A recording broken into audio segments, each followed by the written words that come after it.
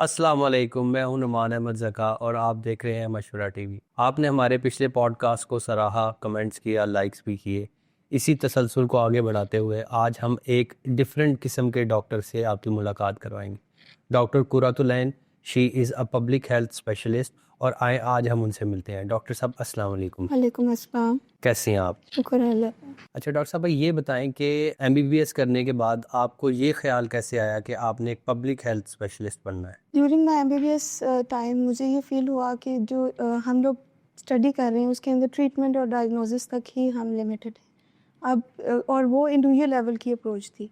जब मैंने as a subject community medicine during my MBBS study किया तो उसमें मुझे थोड़ा सा प्रिवेंशंस के बारे में आइडिया हुआ। फिर मैंने सोचा कि ये जो जितनी भी ट्रीटमेंट्स चल रहे हैं डिजीज़ के, ये प्रिवेंशन से ज़्यादा बेटरली ट्रीट हो सकते हैं। तो उसके लिए फिर मुझे पब्लिक हेल्थ के अंदर एक अच्छा ऑप्शन लगा और मैंने फर्दर सोचा कि मैं इसी को subject as a subject pursue. अभी आपने एक टर्मिनोलॉजी बोली कम्युनिटी मेडिसिन। कम्युनिटी मेडिसिन क्या community medicine is another name of public health. Public अच्छा। हेल्थ को पॉजिटिव हेल्थ भी कहा जाता है, कम्युनिटी मेडिसिन भी कहा जाता है। ये सेम सब्जेक्ट है। अगर आप एग्जांपल दें कम्युनिटी मेडिसिन में किसी प्रॉब्लम को अगर हम इनकॉम्पास करें तो वो क्या होगा? कम्युनिटी मेडिसिन के अंदर अगर कोई भी ये भी प्रिवेंशन लेवल की साइड को ही देखता है। इसके अंदर भी हमें प्रिवेंशन सिखाई जाती है मल्टीपल डिजीज़ की, मल्टीपल हेल्थ रिलेटेड इश्यूज़ की, कि हम किस तरह डिजीज़ को पॉपुलेशन में होने से रोक सकते हैं। बेसिकली डिजीज़ की ट्रांसमिशन को हमने रोकना होता है इसके अंदर, जो कि एक चेन चल रही होती है कि एक ट्रीटमेंट हो रहा है, डायग्नोज हो रही है डिजीज़ और उसका ट्रीटमेंट चल रहा है। हम इसके अंदर पॉपुलेशन बेस्ड स्ट्रेटजीज़ अप्लाई करते हैं, पॉलिसीज़ बनती हैं, एसओपीज़ बनते हैं, लोगों को अवेयरनेसेस दिए जाती हैं और फिर इंटरवेंशंस डेवलप होती हैं जो कि नीड बेस्ड होती हैं और उनके अकॉर्डिंगली फिर ये वर्क होता है ताकि उस डिज़ीज़ को फर्दर पॉपुलेशन के अंदर ना आने दिया जाए। तो यही कम्युनिटी मेडिसिन का आइडिया है, यही गोल है। अच्छा, पब्लिक हेल्थ इनिशिएटिव्स जो पाकिस्तान में स्टार्ट हुए और उनका बहुत पॉजिटिव रिजल्ट आया, उनकी क्या एग्जांपल्स हैं आपके पास? सबसे पहले तो EPI extended programme of immunisation, जो कि 12 इन्फेक्शन डिजीज़ हैं उनको कंट्रोल करना है, जिसमें सबसे पहले जो आ रही है वो पोलियो रेडिकेशन प्रोग्राम है। अच्छा। उसके ऊपर काफ़ी वर्किंग हो रही है।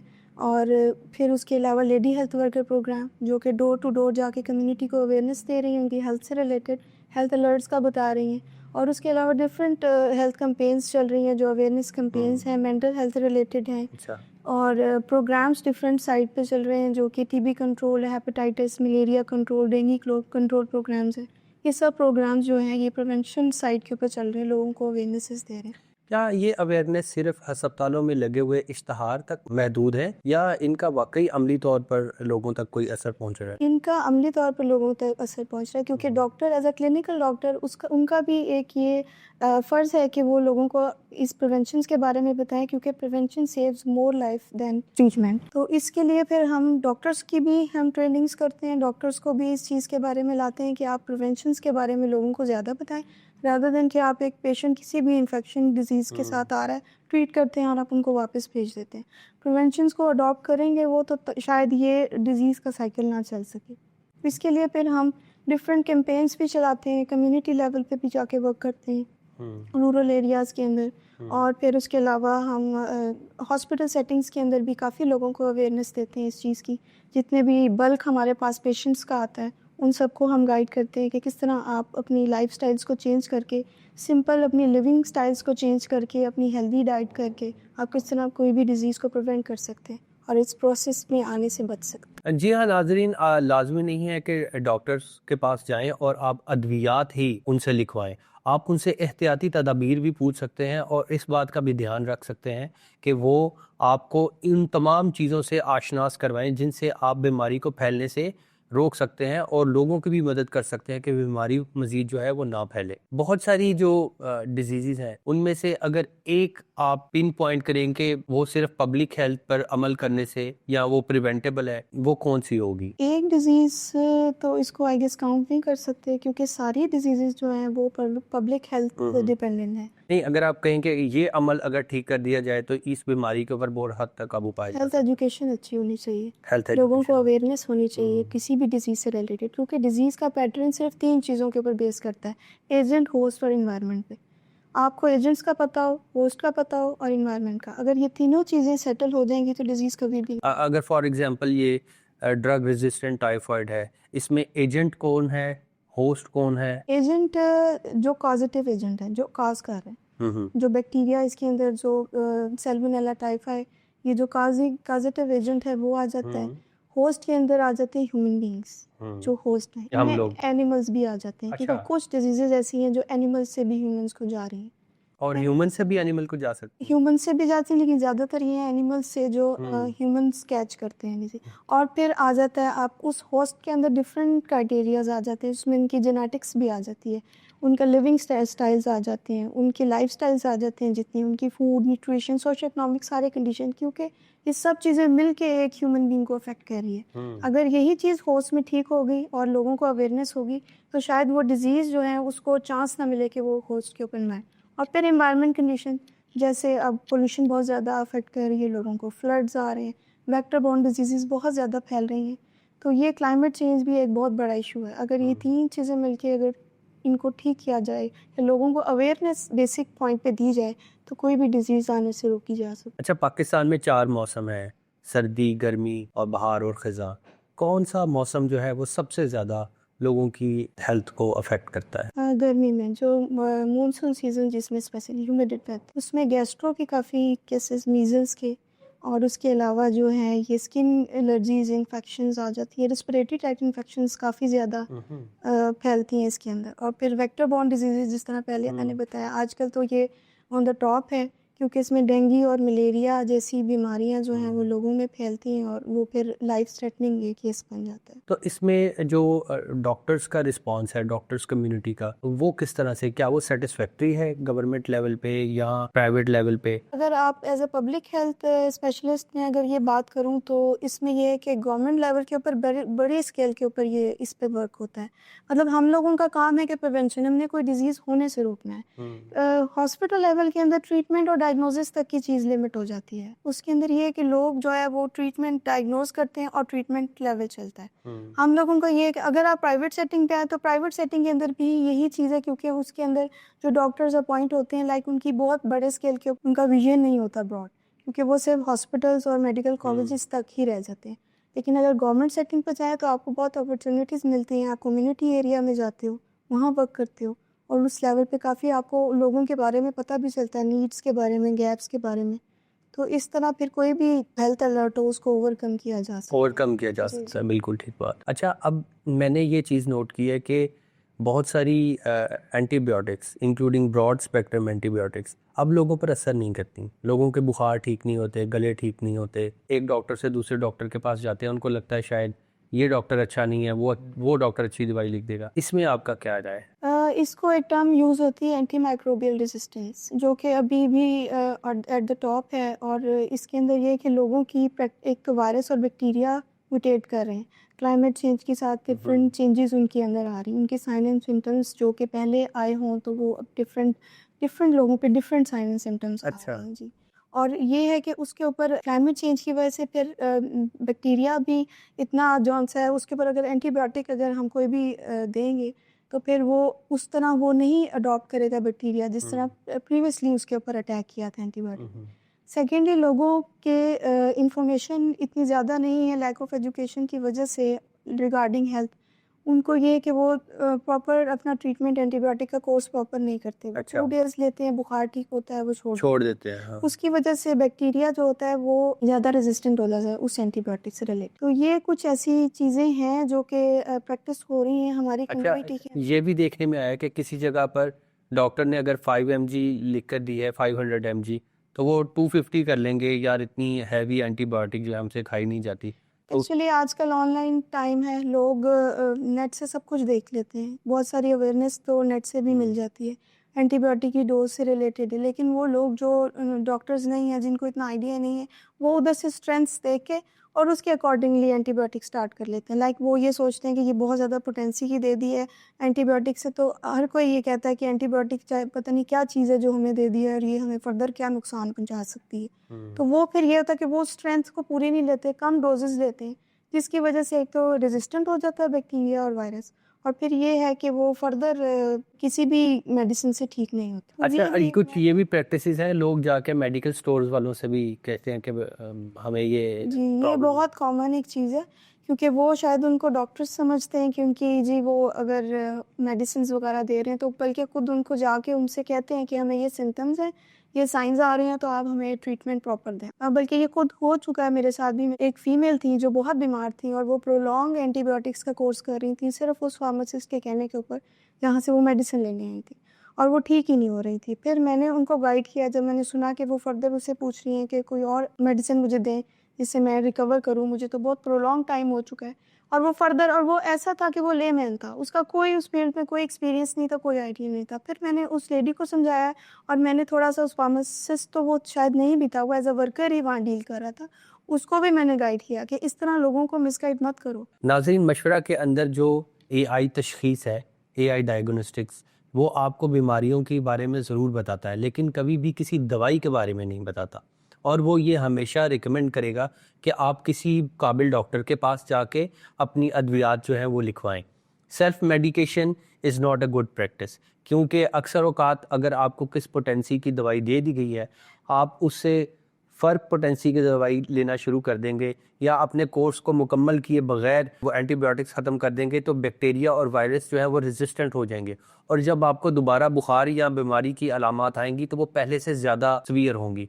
लिहाजा एहतियात कीजिए और डॉक्टर के कहने पर अपनी अद्वियात को इस्तेमाल कीजिए, सेल्फ मेडिकेशन को अवॉइड करें। अब हम थोड़ा सा लोगों के करियर की काउंसलिंग थोड़ा करते हैं। Being a public health care specialist, do you think कि ये एक फ्रूटफुल लाइन है, और जहाँ पर अनएम्प्लॉयमेंट बहुत ज़्यादा अब बढ़ती जा रही है, बहुत ज़्यादा फ्रेश ग्रेजुएट्स जो एमबीबीएस हैं वो मेडिकल रिप्रेजेंटेटिव्स और मेडिकल रैप्स बन रहे हैं, क्योंकि मार्केट में जॉब्स नहीं है, और जो जॉब्स उनको ऑफर हो रही हैं वो इतनी ज़्यादा फुलफिलिंग नहीं है, और ख़ास तौर पर जो प्राइवेट डॉक्टर्स बनकर आ रहे हैं वो इतनी ज़्यादा रकम लगाते हैं, और उसके बाद एक डिसअपॉइंटमेंट उनके सामने खड़ी होती है, now we are doctor and we don't have job. तो ये जो लाइन आपने अडॉप्ट की है, क्या इसमें अच्छा स्कोप है? ये अब एट द टॉप पे जा रहा है पब्लिक हेल्थ, इसकी बहुत डिमांड है, क्योंकि हमने अभी जितनी भी कोविड एक पेंडेमिक गुजरी, उसके अलावा डेंगू जैसी जो डिजीज़ थी वो चली, उसके अलावा काफ़ी अदर डिजीज़ हैं जो हमारी कम्युनिटीज़ में रन हो रही है। तो अगर तो ये प्रिवेंटिव मेडिसिन ना होता तो ये डिजीज़ का पैटर्न इसी तरह चलता रहता, लोग अफेक्ट होते, ट्रीट होते, डायग्नोज्ड होते, और ये एक साइकिल चलता कंटिन्यू रहता, रहता। हाँ। प्रिवेंटिव मेडिसिन का ये है कि हम एक, और ये इंडिविजुअल अप्रोच थी जो कि क्लिनिकल साइड के ऊपर लोग डॉक्टर्स अप्रोच रखते हैं। हमारी एक ब्रॉड साइड अप्रोच है जिसमें हम ब्रॉड विजन लेते हैं। हमने पॉपुलेशन और कम्युनिटी को टारगेट करना है, हमने लोगों को उस साइकिल से गुजरने ही नहीं देना, हमने जो हेल्थ रिलेटेड इवेंट है वो होने ही नहीं देना। इसके लिए काफ़ी स्कोप है, और जो फ्रेश ग्रेजुएट हैं अगर वो पब्लिक हेल्थ के अंदर अपना करियर परस्यू करना चाहते हैं तो उनको ज़रूर चाहिए कि वो आएँ इसके अंदर, और इसके अंदर अपनी एपिडेमियोलॉजिकल स्किल्स जो कि डिज़ीज़ पैटर्न्स को स्टडी करती हैं, बायोस्टैटिक डेटा एनालिसिस रिसर्च जो कि आप टॉप मोस्ट जा रही है, उसके ऊपर अपनी स्किल्स के ऊपर कमान लेके आएँ, और ज़रूर इस चीज़ को परस्यू तो करें। इन इसके क्या एग्जाम्स हैं, इसके क्या स्टेप्स हैं? एमबीबीएस के बाद उनको क्या ऐसा करना पड़ेगा सो दैट? एमबीबीएस के बाद उनको लाइक इसके अंदर काफ़ी डिग्रीज़ हैं, लाइक एमएस है, एमडी है, फेलोशिप करना है, पीएचडी है। अब तो काफ़ी डिप्लोमास भी ऑफ़र हो रहे हैं सर्टिफाइड, जो कि डिफरेंट प्रिवेंटिव मेडिसिन वाले इंस्टीट्यूट्स ऑफ़र कर रहे हैं। वो करके तो वो इस फील्ड के अंदर आ सकते हैं। और ये जो फील्ड है ये गवर्नमेंट और प्राइवेट दोनों में एप्लीकेबल होती है? ये फील्ड गवर्नमेंट और प्राइवेट दोनों में एप्लीकेबल है। गवर्नमेंट साइड पे ज़्यादा ब्रॉडर एक्सपीरियंस हो जाता है, अपॉर्चुनिटीज़ बहुत ज़्यादा हैं, वो डिफरेंट प्रोग्राम्स में वर्क कर सकते हैं। और अगर प्राइवेट सेटिंग पे आएँ तो उधर इतनी ज़्यादा अपॉर्चुनिटी नहीं है, लेकिन फिर भी वो एज़ अ अवेयरनेस कैंपेन्स का पार्ट बन सकते हैं, क्योंकि वो क्लिनिकल साइड या मेडिकल कॉलेजेस के अंदर पढ़ते हैं, तो एज़ अ सब्जेक्ट वो स्टूडेंट्स को गाइड कर सकते हैं, फर्दर आने वाले ग्रेजुएट्स को, कि प्रिवेंटिव मेडिसिन क्या है और उसको किस तरह उस सब्जेक्ट को लेके चलना है और उसके क्या इफ़ेक्ट्स हैं। अच्छा, अब आजकल जो डोमेस्टिक वायलेंस है वो भी मेंटल हेल्थ के अंडर आता है, उसमें क्या काम कर रहे हैं आपके डिपार्टमेंट्स? मेंटल हेल्थ से रिलेटेड काफ़ी कैंपेन्स हमारी चल रही हैं, जो कि कम्युनिटी बेस्ड भी हैं, और उसकी अवेयरनेसेस लोगों को दी जाती हैं, लोगों को बताया जाता है उनकी हेल्थ के बारे में, और अगर कोई साइन एंड सिम्टम्स, लोगों को इस चीज़ की अवेयरनेस दी जाती है कि अगर आपकी फैमिली में कोई ऐसी जेनेटिकली कोई मेंटल इशू, चाहे डिप्रेशन से रिलेटेड, एंजाइटी से रिलेटेड कोई भी बाइपोलर डिसऑर्डर रन हो रहा है, तो आप ज़रूर अपनी स्क्रीनिंग वगैरह करवाएँ, आप आके चेकअप करवाएँ अपना, या कोई भी ऐसी आपके अंदर हैबिट है या ऐसी कोई चीज़ अलार्मिंग आपको लगती है कि ये एक एक्टिविटी मेरी अंदर है और मुझे नहीं समझ आ रही वो क्यों, तो वो ज़रूर उसका आके आप लेकिन चेक ये बहुत करें। सारी जो सिम्पटम्स हैं ये घर वाले नोट करते हैं उस शख्स को जो कि इसमें से अगर वो बाइपोलर है उसको शायद ये इस चीज़ की समझ ना आए, लेकिन उसके घर वाले सफ़र कर रहे हैं, बीवी बच्चे सफ़र कर रहे हैं, तो वो किस तरह से अप्रोच कर सकते हैं? उसके लिए यही है कि हमने basic health unit, rural health centres अगर गवर्नमेंट के अंदर देखें तो रूरल साइड्स के ऊपर ज़्यादातर ये चीज़ें कॉमन है। उधर लेडी हेल्थ पर प्रोग्राम्स इसीलिए चलाए हुए हैं कि लोगों को जाके वो कम्युनिटी बेस्ड के ऊपर अवेयरनेस देती हैं कि अगर ये वाले पैटर्न्स अगर आप लोग उसके अंदर सिर्फ ये नहीं है कि पेशेंट को आप इंटरव्यू कर रहे हो। अगर पेशेंट अफेक्टेड है तो फिर ऑब्वियसली आप पेशेंट को नहीं इंटरव्यू कर सकते, फिर आप उसके फैमिली मेम्बर्स को इंटरव्यू करते हो जो कि अफेक्ट हो रहे हैं, उनके बिहेवियर्स के से आइडिया लगा के फिर आप उनको इंफॉर्मेशन प्रोवाइड करते हैं कि इनको आप लेके आएँ और इनके रेगुलर चेकअप्स करवाएं। और उन्हीं से आइडिया लिया जा सकता है कि अगर उनके की जेनेटिक्स में पीछे किसी को ऐसे इश्यूज़ रहे, तो फिर तो 100% ये चीज़ आगे ट्रांसमिट हो सकती है। जी हाँ नाजरीन, अगर आप देहाती इलाके से हैं या शहरी इलाके से हैं और आप अपने किसी फैमिली मेम्बर्स के अंदर कुछ ऐसे सिम्टम्स देखते हैं जिसमें बाइपोलर डिसऑर्डर या उनको बहुत ज़्यादा गुस्सा आता है या वो डोमेस्टिक वायलेंस की तरफ जा रहे हैं, तो आप ज़रूर इस बारे में एड्रेस करें। आप बेसिक हेल्थ सेंटर्स में जाकर इस बारे में काउंसलिंग ले सकते हैं और इन्फॉर्मेशन भी ले सकते हैं, और उस पेशेंट को बगैर बताए आप इलाज जो है वो इसका करवा सकते हैं और लेटर ऑन ये मसाइल आपके हल हो सकते हैं। अब अगला सवाल जो है वो बहुत इंपॉर्टेंट है और ये तकरीबन हमारी तमाम जुड़े हुए लोग जो पाकिस्तानी हैं उनको अफेक्ट करता है कि आप जब अपने लिए एक इलाज गाह ढूंढते हैं, प्राइवेट वर्सेस सरकारी हॉस्पिटल, तो बहुत सारे लोगों को यही नहीं पता कि सरकारी हॉस्पिटल्स में उनको बहुत सारी फैसिलिटीज़ जो हैं वो फ्री में मिलती हैं as compare to private hospital. तो उसके बारे में आप किस तरह से बताना चाहेंगी कि सरकारी अस्पताल या हुकूमत किस तरह से लोगों की मदद कर रही है और लोगों को इस बारे में पता ही नहीं है? सबसे पहले तो बात है कि फ्री सर्विसेज वहाँ प्रोवाइड हो रही हैं। अगर कैंसर के पेशेंट्स आते हैं तो रेडियोथेरेपी, कीमोथेरेपीज़ हो रही हैं, ऑर्थोपेडिक्स के अंदर इम्प्लांट्स भी उनके डल रहे हैं और उसके अलावा बेसिक जितने टेस्ट्स हैं, वो सब वहाँ पर हो रहे हैं टेस्ट। पर ये है कि लोगों के कुछ अपने बिहेवियर्स भी हैं कि वो अगर वो जाते हैं और अगर कहीं उनको थोड़ा बहुत अगर वेट भी करना पड़ जाता है, क्योंकि एक बल्क आती है गवर्नमेंट हॉस्पिटल्स के अंदर, बिल्कुल। उसके लिए आपको वेट भी करना पड़ता है, अपनी टर्न के हिसाब से आपको बुलाया जाता है। तो उसके लिए फिर जो पेशेंट्स आते हैं उनके बिहेवियर्स के ऊपर है कि वो किस तरह उस चीज़ को लेते हैं कि हमें ट्रीटमेंट सही नहीं मिल रहा या हमें वेट बहुत ज़्यादा करवाया जा रहा है या हमें मेडिसिन हमें प्रोवाइड नहीं हो रही। मेडिसिन उनको वहाँ पर अवेलेबल होती हैं लेकिन कुछ वहाँ की प्रैक्टिसेस भी ऐसी हैं कि कुछ डॉक्टर्स को भी शायद आइडिया नहीं होता कि कौन सी मेडिसिन अवेलेबल है और वो फिर बाहर की मेडिसिन लिख देते हैं, जिसकी वजह से ये इश्यूज आते हैं कि हमें बाहर से मेडिसिन लिखी दी जाती हैं, यहाँ अवेलेबल अच्छा, नॉर्मल मेडिसिन के साथ साथ जो कैंसर की मेडिसिन हैं, इम्यूनोथेरेपीज़ हैं, कीमोथेरेपीज़ हैं, क्या ये भी अवेलेबल? ये भी अवेलेबल है वहाँ पे। कीमोथेरेपीज़ के लिए प्रॉपर पेशेंट्स आते हैं और वो वहाँ लगवाते हैं। सो नाजरीन, सरकारी अस्पताल में जो फैसिलिटीज़ हैं उनको एक दफ़ा ज़रूर चेक कर लें in comparison with the private, क्योंकि जो गवर्नमेंट्स हैं वो बहुत सारे लेवल पर आके आपकी मदद करना चाहती हैं और ये चीज़ें अवेलेबल हैं जिसमें कीमोथेरेपी और इम्यूनोथेरेपीज़ जैसी महंगी अद्वियात जो हैं वो दस्तयाब हैं। अच्छा, एक और चीज़ मैं इसमें डिस्कस करना चाहूँगा जो कि सरकारी अस्पतालों में और प्राइवेट अस्पतालों में है, वो है अमला और अमले के रवैया। जो अमला है उसका जो रवैया है सरकारी अस्पतालों में वो बहुत लेथार्जिक है। उनको ये परवाह नहीं है कि इस पर्ची से उसका काम होता है, नहीं होता, उसको उसकी चीज़ मिलती है, नहीं मिलती। इसके बारे में क्यों नहीं वहाँ पर एम्प्लॉयमेंट ज़्यादा की जाती ताकि वो फ्लोर पर क्राउड को मैनेज कर सकें? एम्प्लॉयमेंट वहाँ पे रिसोर्सेज की इश्यूज तो हैं कि वहाँ एचआर जो है वो कम है, लेकिन ये है कि एक प्राइवेट सेक्टर के ऊपर जॉब सिक्योरिटी का बड़ा इशू होता है अच्छा। कि मतलब अगर कहीं पे भी पेशेंट के साथ कोई भी इस तरह की टर्म हुई तो वो फौरन उस बंदे को निकाल देते हैं। ये इस डर से उनको अपने एटीट्यूड सही रखने पड़ते हैं अगर आप लोअर साइड पे बात करें। और गवर्नमेंट सेटअप के अंदर ये है कि उनको जॉब सिक्योरिटी है, उनको पता है कि अगर हम यहाँ से हमें हटा दिया गया तो हम फिर कहीं और कर सकते हैं, हमारी जॉब का एटलीस्ट कोई इशू नहीं होगा। तो ये चीज़ भी जो है वो चलती है, मैटर करती है कि प्राइवेट के अंदर वही बंदा जो गवर्नमेंट के अंदर बहुत हार्श होता है, वही शाम में प्राइवेट में बहुत अच्छा डील कर रहा होता है।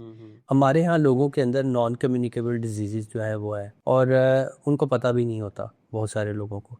एक हेल्दी एडल्ट को साल के अंदर कितनी दफ़ा अपनी ब्लड केमिस्ट्री करवानी चाहिए, स्क्रीनिंग करवानी चाहिए? एटलीस्ट वंस अ मंथ ज़रूर अपनी स्क्रीनिंग अच्छा। करवानी चाहिए, क्योंकि बहुत सारी नॉन कम्युनिकेबल डिजीज़ेज़ लोगों को पता ही नहीं होता और अंडरलाइन चल रही होती हैं और वो लाइफ थ्रेटनिंग होती हैं। Hypertension, diabetes, hepatitis, even cancers underline चल रहे होते हैं और लोगों को नहीं आइडिया होता। स्क्रीनिंग से पता चलता है कि लोगों को कि कोई कौन सी डिज़ीज़ उनके अंदर चल रही है और वो फिर उसके अकॉर्डिंगली उसको मैनेज कर सकते शुगर का तो अब ये है कि लोग वो ग्लूकोमीटर से अपनी शुगर चेक करते हैं और कहते हैं हमें नहीं है, लेकिन आपको नहीं लगता कि इसके बारे में इनका HbA1c चेक होना हैं। चाहिए? शुगर के लिए HbA1c लेवल चेक होने चाहिए और उसी से ही पता चलता है कि ये प्री डायबिटिक, डायबिटिक या नॉर्मल पे फॉल कर रहा है। अगर तो HbA1c लेवल रेज्ड है, क्योंकि बहुत सारे लोगों का शुगर टेस्ट अगर ग्लूकोमीटर से करें तो नॉर्मल आएगा, लेकिन HbA1c लेवल अगर वो कराएं तो वो शायद प्री डायबिटिक पे फॉल करेंगे। तो उसके लिए यही है कि HbA1c लेवल उनको करवाना चाहिए। अगर प्री डायबिटिक पे फॉल करते हैं तो उनके लिए राइट टाइम है कि वो अपनी इस चीज़ को रिवर्स कर सकें। अच्छा, रिवर्स करने के लिए उनको कार्बोहाइड्रेट्स का इंटेक जो है वो लिमिट करना पड़ेगा, ये रिड्यूस करना पड़ेगा, जबकि हमारी डाइट का 60-70% जो है वो कार्बोहाइड्रेट्स है। अब चावल है, चीनी है, आटा है, तो किस तरह से वो अपनी डाइट चेंज करें? उनके लिए ये होता है कि प्रॉपर न्यूट्रिशनिस्ट से उनके चार्ट्स बनते हैं जिसके अकॉर्डिंगली वो अपने मील्स को या कम, जिस तरह कार्ब्स होगी तो उनको कम कर देते हैं, या प्रोटीन इंटेक ज़्यादा करवा देते हैं, लीफी वेजिटेबल्स का यूज़ ज़्यादा करवाते हैं। उसके अलावा ये है कि जो जितने जंक फूड है, बेकरी आइटम्स, इनको स्टॉप करवा देते हैं कि ये आपने नहीं खाने, फिज़ी ड्रिंक्स जो हैं वो आपने नहीं पीने, शुगर की डायरेक्ट इंटेक नहीं करनी। ये चीज़ें उनको गाइड किया जाता है। लाइफस्टाइल्स अच्छी अपनी करें, एक्सरसाइज 30 मिनट्स एटलीस्ट ज़रूर डेली वॉक किया जाए, अपनी प्रॉपर स्लीप लें, तो उससे काफ़ी ये चीज़ जो है वो ओवरकम हो जाती है। तो शुगर की अद्वियात अगर आपको दी जा रही हैं, उससे पहले अगर आप अपना लाइफस्टाइल चेंज करें और आप अपनी खुराक में से कार्बोहाइड्रेट का इंटेक जो है उसको मतवाजन कर लें, तो फिर भी हो सकता है कि आपको अद्वियात का सहारा ना लेना पड़े। अच्छा, हम लोगों ने एक ऐसा टाइम देखा रिसेंट हिस्ट्री में कि कोविड-19 आया, सब कुछ बंद हो गया, पब्लिक ट्रांसपोर्ट, लोगों का मिलना, सेफ डिस्टेंस। क्या कोविड चला गया है? कोविड नहीं गया, कोविड में का जो वायरस है वो म्यूटेट हो गया है, उसके डिफरेंट सिम्टम्स हैं डिफरेंट लोगों पे, अभी भी कम्युनिटी के अंदर वो सर्वाइव कर रहा है और डिफरेंट तरह से लोगों पे अफेक्ट कर रहा है। तो क्या अगर किसी का कोविड टेस्ट किया जाए तो वो पॉजिटिव निकल सकता है? अब हो भी सकता है पॉजिटिव, लेकिन लोग अब इतने, वो जो फर्स्ट वेव थी जिसमें इतना टेंशन थी, लोगों को पता नहीं था कि क्या हो रहा है, ऐसी डिजीज़ जिसमें लोग अचानक से मर रहे हैं, और गवर्नमेंट लेवल भी शेक हो गया था और ऑपरेशनल लेवल्स भी शेक हो गए थे। वो चीज़ तो नहीं है। अब लोगों ने इसको एज अ कैजुअल शायद ले लिया है, लोगों को हो भी रहा है तो लोग उसकी, और दूसरी बात है कि हर्ड इम्यूनिटी टाइप लोगों में डेवलप भी हो गई है। वो इम्यूनिटी की वजह से भी लोग जो हैं वो सोच रहे हैं कि शायद हमें अब वो वैक्सीनेशंस का भी एक वो जो था इम्पैक्ट था, वो भी ख़त्म हो गया है। लोग बहुत ज़्यादा अब जिस तरह हाई अलर्ट हुए हुए थे जी वैक्सीन्स आप लगवाएं, वो उस तरफ भी नहीं जा रहे, लेकिन रिकवर भी खुद ही कर रहे हैं। अच्छा, हर्ड इम्यूनिटी के बारे में थोड़े से बताएं। हर्ड इम्यूनिटी क्या चीज़ होती है? हर्ड इम्यूनिटी ये होती है कि अगर आप बहुत सारे लोग लाइक 3-4 पीपल अगर एक जगह पे रह रहे हैं और उनमें से किसी एक को डिजीज़ हो गई है, इन्फेक्शन, कोई भी प्रॉब्लम, मैं कम्युनिकेबल डिजीज़ की बात कर रही हूँ, तो बाकी जौन से उनको नहीं हुई, उन्होंने उस डिज़ीज़ के अगेंस्ट एक रेजिस्टेंस डेवलप कर ली है उनकी बॉडी में, और वो डिज़ीज़ वो एज अ कैरियर हो सकते हैं, उनको डिज़ीज़ वो किसी और को यानी कि उनको डिजीज अफेक्ट नहीं करेगी, अफेक्ट नहीं लेकिन वो करेगी, कैरियर कैरियर हो सकते हैं।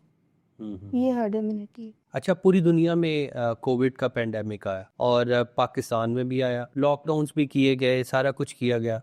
पाकिस्तान में क्या वो बेहतरली मैनेज किया गया? क्योंकि पाकिस्तान में अमवात की शरह कम रही है दूसरे ममालिक की निस्बत। क्या उनका वेरिएंट फ़र्क था या कोई और वजह थी? उनका वेरिएंट भी फ़र्क था। कोविड क्योंकि हर जगह पे डिफरेंट लोगों पे डिफरेंट स्टाइल के ऊपर उसने अफेक्ट किया है।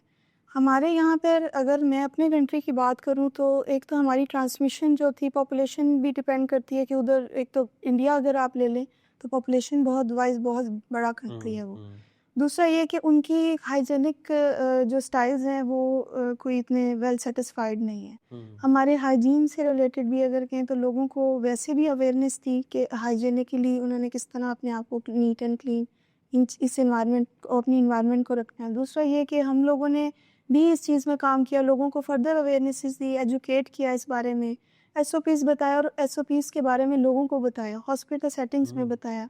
वैक्सीन्स के बारे में लोगों का जो मैथ्स था उस टाइम हमने लोगों को बताया कि आप वैक्सीन लें क्योंकि इसका कोई और ट्रीटमेंट नहीं है। इस दौरान मैं खुद भी अफेक्ट हुई, मेरे पूरी फैमिली अफेक्ट हुई। इसके बावजूद भी हमने अपने वर्क को नहीं छोड़ा। हमने लोगों को अवेयरनेस दी और हम हर लेवल पे जाते रहे, कम्युनिटी लेवल पे भी गए हैं। मेरे ख्याल से यही पार्ट था जिसकी वजह से इसको हमने ओवरकम किया है अपने अच्छा, वैक्सीन्स की जो एफिकेसी थी, जैसे फॉर एग्जांपल कोई वैक्सीन जो अमेरिका या बरतानिया से आ रही है और कोई चाइना से आ रही है या लोकल बन रही है, उनकी एफिकेसी में कोई फ़र्क था?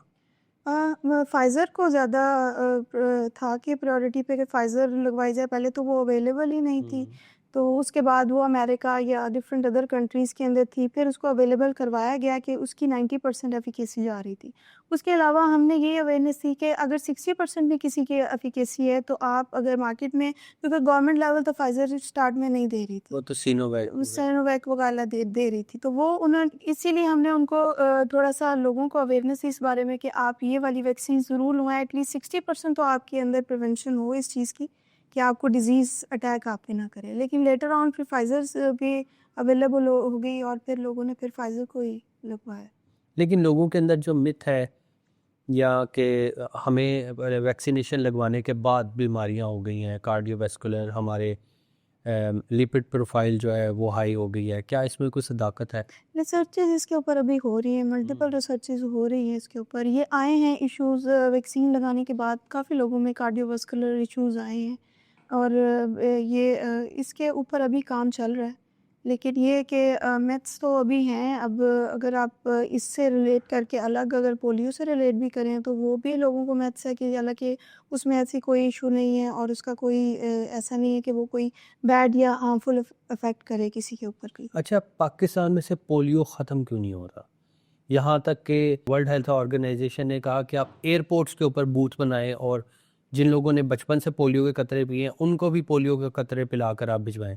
तो ये शर्मिंदगी नहीं है बाहैसियत कौम? लोगों को अवेयरनेस नहीं है। लोग एक मिथ बना हुआ है कि शायद ये बच्चियों के अंदर इनफर्टिलिटी कर रही है अच्छा। या ये हार्म कोई भी आगे जाके एडल्ट लाइफ में कर रही है या शायद ये हलाल और हराम का चक्कर भी बहुत सारी अच्छा। कम्युनिटीज़ में आ जाता है।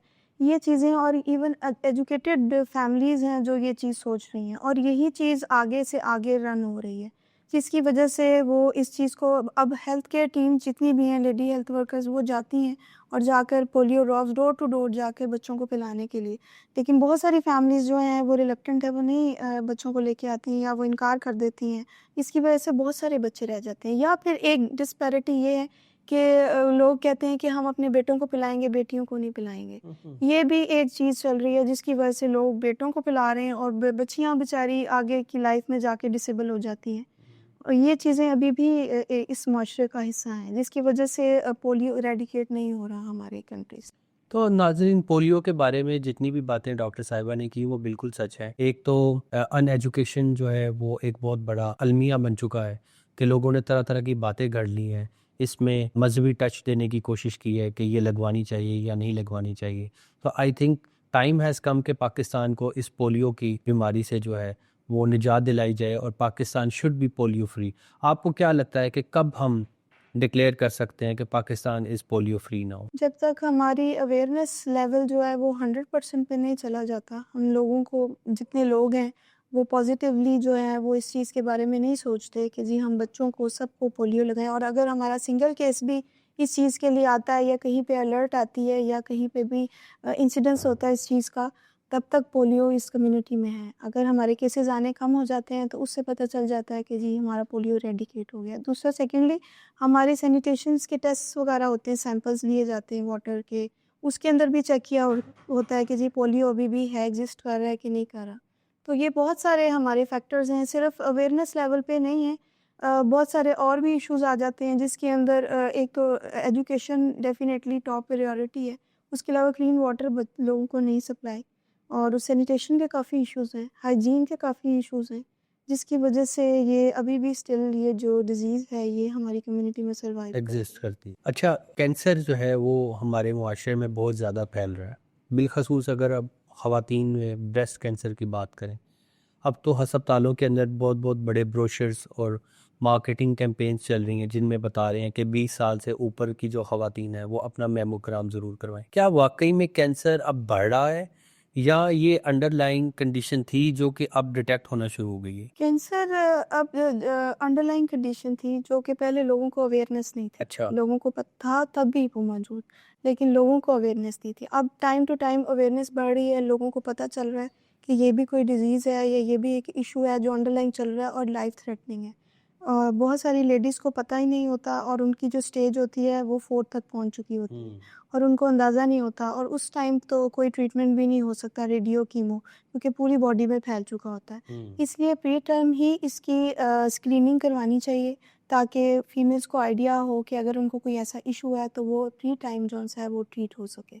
और ये जो स्क्रीनिंग है ये आपको क्या लगता है कि कितनी देर के बाद रिपीट होनी चाहिए? वंस अ मंथ एटलीस्ट ज़रूर करवानी चाहिए। और अगर कोई इशू भी आ रहा है, लाइक फीमेल्स को लाइक पेन हो रही है, टेम्परेचर हो रहा है, लेथार्जिक कंडीशन है, कोई भी कंडीशन उनको अपनी फिजिकली फील हो रही है, तो वो ज़रूर आके डॉक्टर्स के साथ इस चीज़ को कंसल्ट। अच्छा, अक्सर इसमें ये प्रैक्टिस देखी गई है कि ख़वातीन को ये नहीं पता कि इस बीमारी के लिए किस डॉक्टर के पास चले, तो वो गायनेकोलॉजिस्ट के पास चली जाती हैं। गायनेकोलॉजिस्ट बजाय रेफ़र करने के किसी ऑन्कोलॉजिस्ट के पास या स्पेशलिस्ट के पास, वो खुद ही अल्ट्रासाउंड करने के बाद कुछ अद्वियात लिख देती हैं। या अगर वो सर्जरी की तरफ भी जाते हैं तो वो सिंपल जाके विदाउट एनी ड्यू डिलिजेंस उसका रिमूवल कर देते हैं उस गिल्टी का। तो बाद में ये भी देखा गया कि वो कैंसर जो है वो दोबारा से आ जाता है। इस प्रैक्टिस को हम कैसे रोक सकते हैं? एक्चुअली जब सर्जिकल रिमूवल हो जाता है तो जो रिपोर्ट्स आती हैं वो कंसल्ट की जाती हैं, तो अगर तो टोटल रिमूवल हो गया है उस कैंसर का उधर से, तो उसके बाद ये होना चाहिए कि ऑन्कोलॉजी के साथ एक दफ़ा उनको कंसल्ट करना चाहिए, क्योंकि वो ज़्यादा बेहतर जानते हैं कि रेडियो या कीमो उनको आगे फर्दर चलनी है कि नहीं। लोग ये समझते हैं कि रिमूवल हो गया तो वो चीज़ शायद ख़त्म हो गई, अच्छा। लेकिन अगर ऑन्कोलॉजी की तरफ नहीं जाते या कंसल्टेशन नहीं लेते या उनसे कोई सेटिस्फेक्शन नहीं लेते, तो फिर ये चीज़ दोबारा होने का खदशा हो सकता है और ये दोबारा से चीज़ प्रोसेस जो-सा है वो उसी तरह फिर चलता है कि वो या तो यूनिलैटरल हो जाएगा या बायलैटरल भी ये चीज़ अफ़ेक्ट करती है। दोनों तरफ हो जी, सकता है। दोनों साइड पे हो जाता है। तो क्या ये बात सच है कि अगर यंग एज में आपको ये कैंसर होता है तो इसके दोबारा आने के चांसेस ज़्यादा होते हैं? जी, इसके अंदर दोबारा आने, लेकिन ट्रीटमेंट बेस्ड है। रेडियो और कीमो अगर आप लोग हो जाती है किसी भी पेशेंट की, तो फिर ये है कि फिर रेगुलर स्क्रीनिंग करवाते रहें, अपने चेकअप्स वो फीमेल्स करवाएँ ताकि उनको आइडिया रहे कि ये चीज़ जो है वो दोबारा तो नहीं हो रही है। अच्छा, इसमें सबसे बड़ी मिथ क्या है? सबसे ज़्यादा लोगों को मिसकंसेप्शंस क्या हैं या केस सबसे ज़्यादा ख़राब कब होते हैं ब्रेस्ट कैंसर में? मिथ्स इसमें यही है कि ज़्यादातर लेडीज़ जो हैं वो फ़िज़िकल कॉन्शियस बहुत ज़्यादा होती हैं कि जी ये रिमूवल हो जाएगी तो पता नहीं किस तरह के इश्यूज़ से हम गुज़रें। फिर मैरिजेस के अंदर फ़ीमेल्स के लिए काफ़ी इश्यूज़ बन जाते हैं। तो ये चीज़ें ज़्यादातर तो यही चीज़ें जो हैं वो हुई है, जिसकी वज़ह से बहुत सारी फ़ीमेल्स को जो अर्ली एजेस के अंदर होती हैं उनको ये चीज़ फ़ेस करते हैं और वो नहीं बताती हैं कि उनको कोई भी इश्यू आ रहा है कि नहीं। अच्छा, अच्छा। जी, यानी कि इस बीमारी को छुपाया जाता है छुपाया जाता है। और जब तक ये बढ़कर सामने आ चुकी होती है तब तक ये हाथ से निकल चुकी होती है। जी। अच्छा, कुछ लोग जो है वो कैंसर में अल्टरनेट मेडिकेशन की तरफ जाते हैं, घरेलू टोटके या कोई होम्योपैथी, तो उसके क्या नुकसानात? होम बेस्ड रेमेडीज़ जो वे बहुत ज़्यादा हार्मफुल होती हैं लोगों के लिए, इस पे हेल्थ के ऊपर बहुत बैड इफ़ेक्ट्स होते हैं। लोग स्टीरॉइड्स लेने लग जाते हैं। स्टीरॉइड इंस्टेंट रिज़ल्ट्स तो देते हैं लेकिन बहुत ज़्यादा हार्मफुल होते हैं। ये एट द एंड जब भी कोई भी ट्रीटमेंट नहीं सही तरह से ट्रीट कर रहा है किसी भी डिज़ीज़ को, तो ये एंड के ऊपर इस चीज़ को कंसिडर किया जाता है। स्टीरॉइड्स यानी कि स्टीरॉ आखिरी जी। हल समझा जाता है। लेकिन कुछ बहुत सारी प्रैक्टिसेस के अंदर स्टीरॉइड्स जो है वो स्टार्ट में इनिशिएट करवा दिए जाते हैं ताकि वो डिजीज़ जो है पेशेंट एटलीस्ट सेटिस्फाई हो जाए इस चीज़ से। तो स्टीरॉइड्स के बड़े हार्मफुल इफ़ेक्ट्स हैं और फिर जब वंस कोई पेशेंट स्टीरॉइड लेना शुरू कर देता है और उसके बाद वो ठीक भी हो जाता है और उसके बाद जब दोबारा उसको कोई डिज़ीज़ होती है तो वो सिवाय स्टीरॉइड के और किसी चीज़ से वो ट्रीट नहीं होता और उसका मेंटल तौर पे भी वो एक आइडिया बन जाता है और एक ऐसी सोच उसकी हो जाती है कि वो स्टीरॉइड लेगा तो वो ठीक होगा। डॉक्टर साहिबा, being a public health specialist, आप पाकिस्तानियों को क्या एक वाज़ेह पैगाम देना चाहेंगे जिससे वो बीमारियों से बच सकें और उन बेचारों के अस्पतालों के और डॉक्टरों के चक्कर जो हैं वो कम हो सकें? सबसे पहले जो मैसेज है वो मैं न्यू डॉक्टर्स, जो यंग डॉक्टर्स हैं उनको देना चाहूँगी, जो कि इस फील्ड के अंदर आना चाहते हैं। उनके लिए ये है कि ये एक बहुत बड़ी फील्ड है, बहुत वाइड इसका एरिया है और ये पॉपुलेशन टारगेटेड है। इसके अंदर हम ज़्यादा लोगों को किसी बीमारी से बचा सकते हैं और ज़्यादा डेथ्स को ख़त्म कर सकते हैं। तो उसके लिए ये है कि लोगों में ज़्यादा अवेयरनेस पैदा करें, किसी भी डिज़ीज़ से रिलेटेड एजुकेशन दें उनको। सेकेंडली ये कि रिसोर्सेज प्रोवाइड किए जाएं। हर बंदे का इस माशरे के अंदर हक है कि ये राइट है उनका कि वो उनको क्लीन वाटर मिले, सैनिटेशन प्रॉपर हो, प्रॉपर इंफ्रास्ट्रक्चर मिले और उसके अलावा उनको एजुकेट किया जाए, उनको health care quality free services मिली जाएं ताकि वो ईज़िली एक्सेसिबल भी हों उनको और ताकि वो हर तरह की हेल्थ सर्विसेज जो हैं उनको अवेल कर सकें। सेकेंडली जो यंग डॉक्टर्स हैं, अगर वो साइट के ऊपर भी प्राइमरीली अगर काम करना चाहते हैं तो वो किसी भी हेल्थ कैंपेन का भी पार्ट बन सकते हैं जिसमें वो लोगों को अवेयरनेस और इन्फॉर्मेशन दे सकते हैं और इसी की बेस के ऊपर हम किसी भी डिज़ीज़ को कम कर सकते हैं और ख़त्म कर सकते हैं। ये लाइन तो सबने सुनी होगी कि prevention is better than cure. Yes. तो हमें प्रिवेंटिव मेजर्स की तरफ ज़्यादा सोचना चाहिए और ताकि हम किसी भी डिज़ीज़ के साइकिल को चलने से पहले ही रोक सकें। ये उन्होंने बहुत अच्छी बात की कि बीमारी को जड़ से ही ख़त्म करना असल में उसका इलाज है। ये नहीं कि आप डॉक्टर और अस्पताल भर दें और अद्वियात का इस्तेमाल शुरू कर दें और महंगे ट्रीटमेंट्स की तरफ जाएं। अगर बीमारी को शुरू से ही रोक लिया जाए तो हम इंसानियत की बहुत अच्छी सी खिदमत कर सकते हैं। अपना बहुत ख्याल रखिएगा। अल्लाह हाफ़िज़।